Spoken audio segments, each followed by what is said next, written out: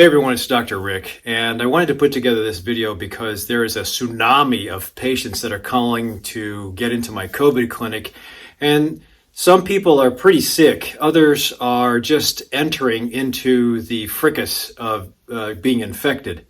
And it's very difficult to determine whether you're going to get worse or whether you'll just stay mild. But definitely, I've had a few patients who were mild and they said, I'm positive, but I think I'm going to be okay, so I just wanted to call you. And then 3 days later, they are just terrible. And usually, if you wait to deploy those big medicines, ivermectin, fluvoxamine, colchicine, other medicines, it might be a little bit too, well, it's never too late, but it might be a little bit difficult to have those medicines work better, even the inhalers. So this is going to be for you to hopefully take advantage of just a couple of conservative measures. So I put together a couple of ideas on standard symptoms that you'll probably go through. And all these symptoms you'll probably have not only with COVID, but with influenza. And guess what? Influenza A is now breaking out in Illinois. There's a pharmacy locally, and I just tried to get influenza medicine. It's called Tamiflu, and they're out. So I didn't realize it because most of my patients are internet, virtual, but apparently influenza is coming out now. So whether doctors are just throwing influenza at Omicron or there truly is positive influenza cases, get ready. I mean, COVID is not cool. Last year, I think I did a video, but last year I had the infection and it was either wild type or Delta, and it was not good, but I made it through in 4 days. And I attribute that to clean living, low comorbid conditions, and my usual deployment of alternative medicine. And that's what I'm going to give you guys is empowerment to hopefully get through this quick. But if you don't have a doctor, maybe consider signing up down below and we can deploy other things that might help you get through this faster.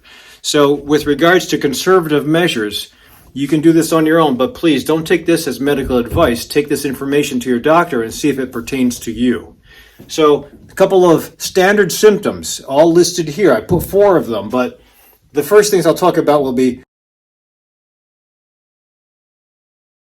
chills, rigors, sweats, and fever. And that's the response that the body has to fight infection. It's a natural response, but it sometimes becomes very annoying. And I thought, man, this is probably what TB is like in the Philippines. But I was shaking uncontrollably under the sheets. Well, I'll tell you what the pathophysiology is. When your body detects an invader, your white blood cells do a fantastic job of surveilling. There are several different cell lines that come from the bone marrow and the spleen and the liver that all go around the bloodstream, and they hunt for broken or irritated things or invaders. And if they find things that are broken or irritated or invading, then they react to those things. And one of them, or several of them, called monocytes or macrophages, they work to identify and then explode themselves. They destroy themselves. But they destroy themselves in efforts to call other white blood cells to the area. In fact, they call the alarm. But unfortunately, when they call the alarm, they let go of these early things called cytokines. And the cytokines do tell the body there's an infection going on or there's something that's broken. Typically, when there's an infection, the body will react by turning on a fever. But you can't just elevate the temperature. You have to do something to elevate the temperature. One of the best defenses that our body has is a higher temperature. So we all exist about 98 degrees, but if you gradually bring your temperature up, you won't hurt the brain. The brain does not function properly at higher than 105. In fact, you'll have a seizure, and then the brain starts to break down. But certain bacteria will die off, and viruses will die off when you reach a certain level. So that's the natural defense that we have. But sometimes it goes too high, and it becomes very irritating. But let me tell you about the pathophysiology. What happens is those little invaders come in, the monocytes and macrophages, the initial guys that come in of the immune system, they detect, they explode, they call more guys to the area. Lymphocytes, neutrophils, eosinophils, they do their specific jobs and they attack and melt away the invaders. But when you have those signals that are sent out to the body, what the body does is it tells the muscles, shake. And when the muscles start to shake, what happens when you contract? If those of you who exercise, when you start contracting your muscles like on a treadmill, what happens? You get hot and you get sweaty. Well, that's what happens with chills. Chills you start to chill like this because it's an automatic defensive mechanism. Rigors, when you're really shaking uncontrollably and you like that voice, that's what I was doing under the sheets. In fact, I was under the sheets. I had like 3 layers of clothing on, and I think I even had a heating pad on, but I was still doing this. I couldn't fight it. I just had to ride the storm. It was really annoying. I felt I was going to have a seizure. But the rigors are there because when you do that aggressively, usually within about 5 minutes, it seemed like an eternity. In 5 minutes, it stops, it slows down. And then what happens is because of all that shaking, the heat comes up from internal and you get feverish. So that's why you get the sweats and the fever that starts. And then hopefully some of the virus dies off or the bacteria dies off, but you have to live through that and you have to function through that hot temperature. And then eventually it dies down, the temperature goes back down to normal, and the virus comes up again, and then you start the whole process over again. It was like endless. I was just trying to get some sleep, and I had to go through these waves of chills. I was really shaking cold. I was cold. The sensation of cold is there. And then the chills and the rigors come up, and then the fever and the sweats, and then it goes back all over again in cycles of about 15 minutes through 6 to 8 hours of that. And that was like, I just want to go to sleep and forget about all this shit. And I think I did that at one point in time. I just took medical cannabis, decided to go to sleep. I still sweat, but I forgot about everything. So that is an option.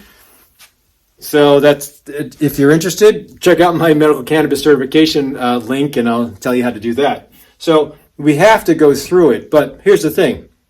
If you are very irritated, or if it's very annoying, or this is very distracting, you can control this. You can control it with antipyretics. So antipyretics are just a nice way to say things that beat the fever, control the fever. Tylenol and ibuprofen are the easiest things. Tylenol is usually called, the chemical name is acetaminophen. Ibuprofen comes in the form of Motrin, Advil, or just plain old ibuprofen generic. So those two things work to bring down fever. The cool thing about ibuprofen is it also helps with pain, but that comes with a little bit of a side effect, upset stomach. And those of you who are going through this, you probably are going to lose your sense of taste, sense of smell, and appetite. So when that happens, nobody wants to eat anything, stomach is empty because you're dealing with this shit.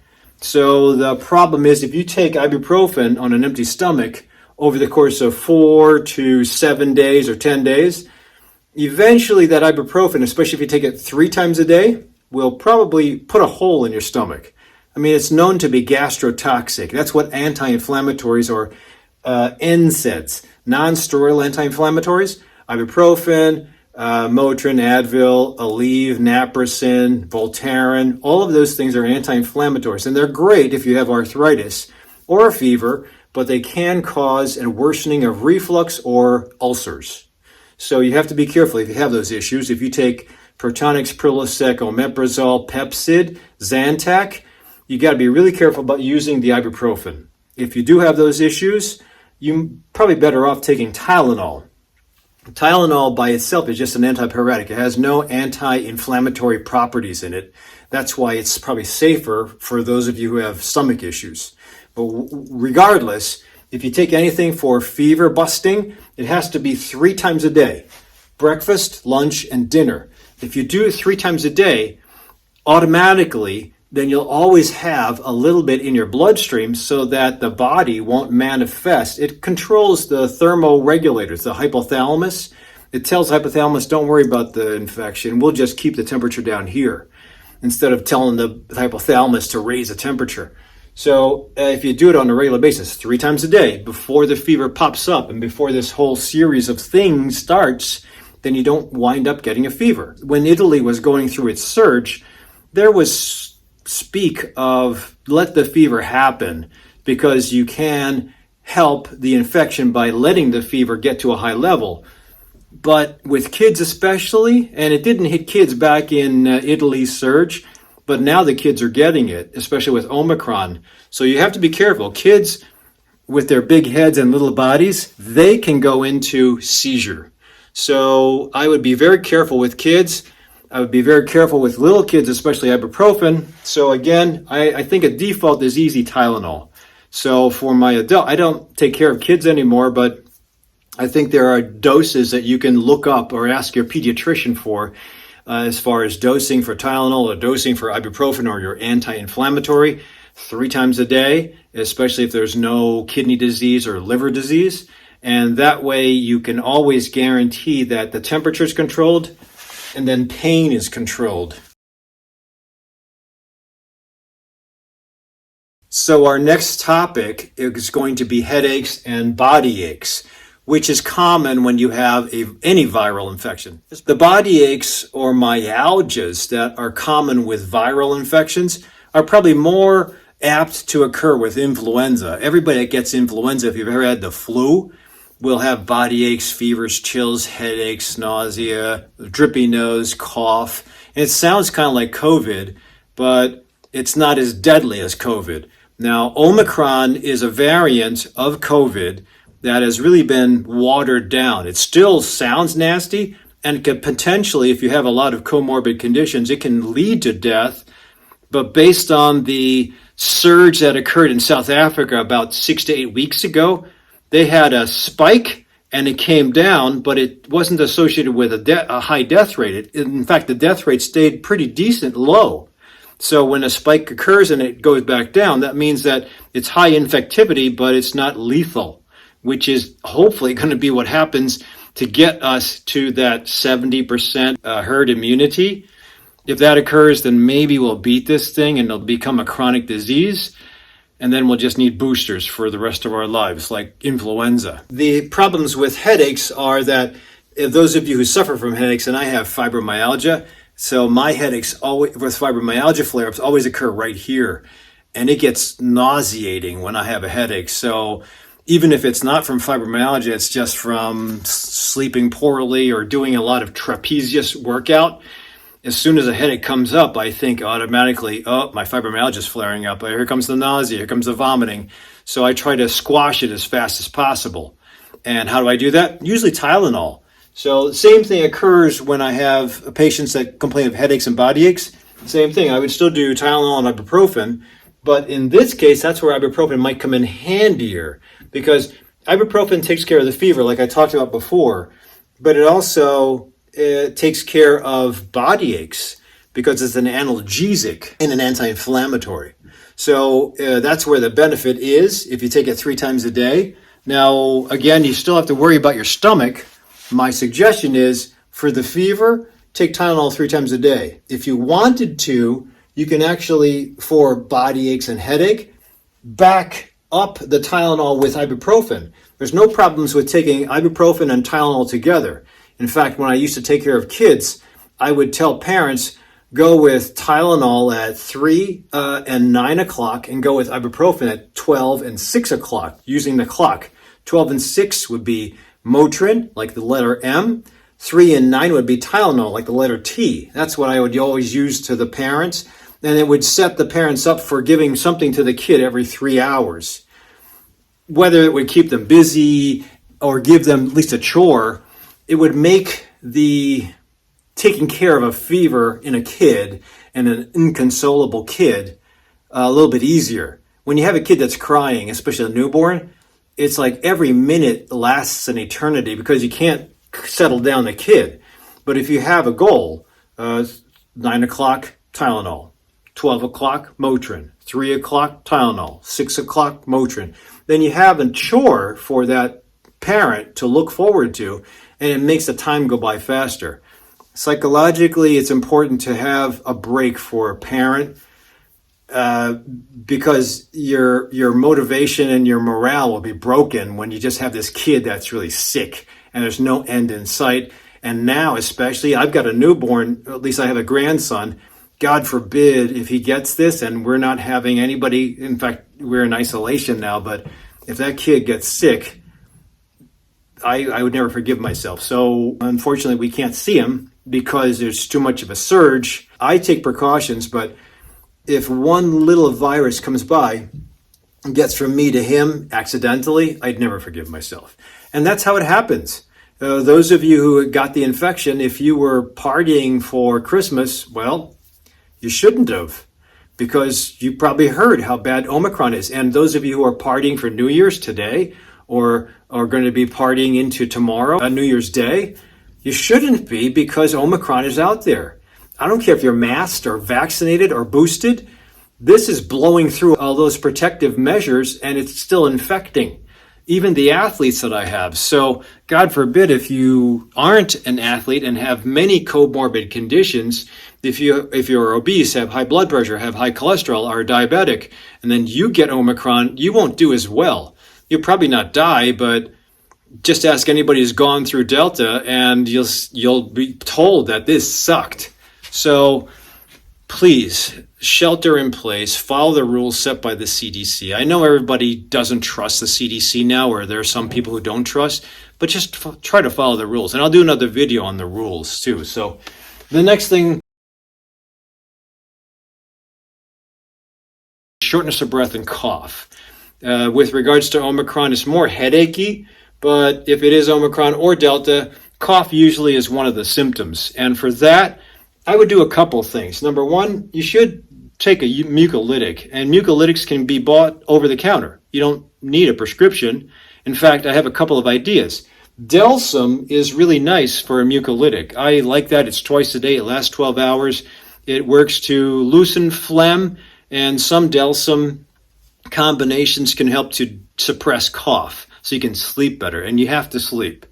So if I have a patient that's coughing all night and they say it's mild, okay, that's fine, but you just screwed up your sleep. So when your sleep is interrupted or fragmented, your immunity sucks. And then the next day if you sleep the next day and try to make it up, your immunity still sucks. And if we're going to try to fight this infection and recover fast, you have to have good sleep. So I still suggest Delsum. You can also take NAC. I love NAC. NAC is N-acetylcysteine, and this has worked great. I just did a video on this. I'll put the link down below. It works to decrease the urge to cough. It works to also stop the mucus from forming so much. And it also works to give the mitochondria a little bit more power. So when COVID destroys half of your mitochondria are powerhouses of the body. That's why everybody has fatigue. I didn't put that here, but if you have fatigue post-COVID, NAC is great for building that up again. But NAC is a great mucolytic in addition to the Delsum. You can take them both together twice a day. And then I say Halls. I know there's a lot of sugar in Halls, but there's something about having that eucalyptus effect to the throat. It distracts you. So if you have the urge to cough because you have irritation in the bronchus, sometimes having the Halls on a regular basis, like every hour, will calm the urge down so you don't cough as much. And I think anything is better than nothing. So I would say deal with the sugar or whatever is in Halls and just try these things on a regular basis. And then finally, there was a doctor during COVID 2020 that was trying to experiment with budesonide. Budesonide is a prescription steroid. You can get it in inhaler form. It's called Pulmicort Flexhaler. And unfortunately, it's really hard to find nowadays. But if you get budesonide and take one puff twice a day, its action on the lungs is to decrease inflammation. That's what steroids do. But I've found that some insurances don't pay for it or some pharmacies don't have it. So an alternative, and I think I just did a video on this, is to get a nebulizer. A nebulizer is a thing that you plug into the wall. It aerosolizes a liquid so that it comes out as steam, and you inhale that and it gets to the lungs, and the medicine in the steam gets to the lungs and it works its magic. But that's another way to do it, but you have to buy the nebulizer. I think Walgreens will probably give you a coupon. It's probably like $60 to $70, so you can get one online. Any nebulizer is fine. But the prescription of the medicine, which comes in a little ampule and you put it in the nebulizer to steam up, that you have to get from your doctor. So if you have a doctor that's willing to give it to you, maybe just tell them you have asthma you should be able to get it. But it's nebulized twice a day. If you can't get the nebulizer or you have the opportunity to get the inhaler, get the inhaler. It's a pump inhaler. You do that twice a day. It should decrease the effect. Now, I've had a couple patients that use Flovent or Asthmanex. I think that's fair too. They're different inhaled steroids. But I think the bottom line is if you can get a steroid, it'll decrease the inflammation, have you recover faster. I think that some of my patients, in addition to the steroid, have done well with fluvoxamine. That's a repurposed drug. I'll have to talk about that in another video. One thing to mention is that if you have chest pain in addition to cough and shortness of breath, this is a problem because chest pain, especially if you have comorbid conditions, could certainly be a heart attack. I've had in a clinic that I do some moonlighting at, there was a couple of young guys that came in with strokes and heart attacks. And these guys looked healthy, kind of, but that's how you can end up. So if you're having anything of chest pain to the left side, where it's achy or it's going down the shoulder, please get to the hospital. I know that there's confusion that the hospitals aren't taking anybody, but you can always go to a hospital. They're prepared. It's not as bad as when Delta or wild type COVID was around, but they are busy. The ICUs, at least in Illinois, aren't too bad, but if you are sick, you should still call 911 or still go to the emergency room. Regardless of your exposure, they have to at least give you some advice. And if you're bad enough, they will triage you. And there are monoclonal antibodies that are around. These antiviral antibodies, monoclonal antibodies, some of them work, some of them don't. There was some confusion because some of the monoclonals did not do anything with Omicron, but then I heard some did. It's really confusing. And it's also confusing in Illinois where to go. I think there's a place downtown called Innovative Care. There's a place in Naperville that takes cash, and a couple of hospital systems that were initially allowing and then they stopped, but they're now opening up again. You'll have to call your hospital system and look and ask. So hopefully you're not that bad, but I think these things do help. And if you are an asthmatic, get back on your inhaler. Albuterol does help. It's more anecdotal data. The data shows that the steroids more than albuterol work better. If you have the standard symptoms of sore throat and stuffy nose, those are bothersome and they do interfere with activities of daily living and they screw up your taste and your smell, which is common with COVID. And I'll talk about that in another video. But for that stuff, I have a great suggestion. For the stuffy nose part, I do say that there's important things to use, like Atrovent nasal spray. Atrovent nasal spray is a prescription nasal spray, and it works great. It's non-addictive. You have to ask your doctor for it, and you spray 2 puffs in each nostril 3 times a day. Just like this, breakfast, lunch, and dinner, you do the spray. Now, you're supposed to rinse your nose before, so rinse your nose 3 times a day, and gargle 3 times a day. Now, let me just speak of that real quick. When you rinse your nose before the Atrovent, you get all the crap out. So if I was going to paint this wall, I wouldn't just paint it. I'd have to clean the wall off first because I don't want the paint to stick onto dirt or cobwebs or dust. So you clean your wall, just like you clean your car before you wax it. Otherwise, you're waxing dust. So same thing with the nose. Before you spray really expensive well, it's not expensive, but before you spray precious medicine, clean the crap out of your nose first with saline. And there is data that shows if you rinse the nose 3 times a day and you gargle 3 times a day with the mouth, that you get the viral load out of your nose and mouth. You decrease the viral load, you have decreased chances for spreading it, and you have decreased chances for having bad flare-up because the virus never gets a foothold in you. It might get a foothold, but it can't build up an army of viral particles in your mouth or nose, and you're already going to win. And what's the side effect? Nose rinsing and gargling. Who cares? I mean, something as easy as that. You're going to be stuck at home anyway, sheltering, so just gargle and rinse your nose, please, 3 times a day or 4 times a day. There's no overdose. Listerine supposedly is the best. And as far as using povidone, like as suggested by the FLCCC, it's up to you. I tried that. nasty tasting. I think just saline and Listerine should be fine. And again, when you use the Atrovent, rinse first, blow out the extra water, and then spray 2 sprays each nostril 3 times a day. That'll help. Now, sometimes this Atrovent, especially 0.06%, is super strong, and it'll over dry, so you can throttle how much you spray over the course of a couple days. For the throat, this has been a savior. I love this spray. You can get this on Amazon. I think it does help tremendously, and there's no side effects. So this is a mushroom blend, and it has a peppermint or cinnamon taste to it, but it sprays a tiny bit of alcohol. So be careful with babies. I wouldn't do this with babies. Kids, it kind of depends on you. I don't take care of kids anymore, but be careful with kids. Again, ask your pediatrician.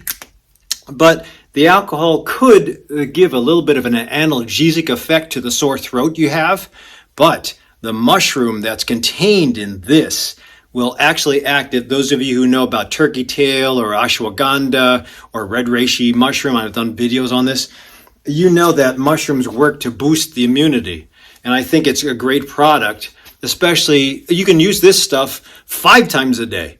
So after you gargle, definitely spray. Between gargling, spray. But anytime you have a sore throat that you're noticing, you can spray every hour if you wanted to. So again, I'm not sure about kids because there is a little bit of alcohol, if I'm not mistaken, but it does help, especially with sore throats, because if you don't take care of a sore throat, you can muscle your way through the sore throat. But if you have a sore throat, you're going to decrease your urge to eat. And if you decrease the urge to eat, that's fine because most Americans are overweight. But if you decrease the urge to drink, you're going to be dehydrated sooner or later. When you add a 3% dehydration to your overall problem over here, all this stuff magnifies and increases, and you don't want that shit. You'll have to, at that point, go to the hospital. And you don't want to go to the hospital. That'll be $10,000 immediately for those of you who don't have insurance. So, or you just have to go to the hospital. I don't want to go to the hospital. You get stuck like every 3 hours with a needle. So they will help you. If you need it, you need it. If you don't need it, stay hydrated. Do everything we just talked about. Make sure this is all okay with your doctor, and hopefully you'll get through this without a problem. If you're getting worse, if you can't breathe, if you have chest pain, if you're passing out because of the rigors, you have to call 911.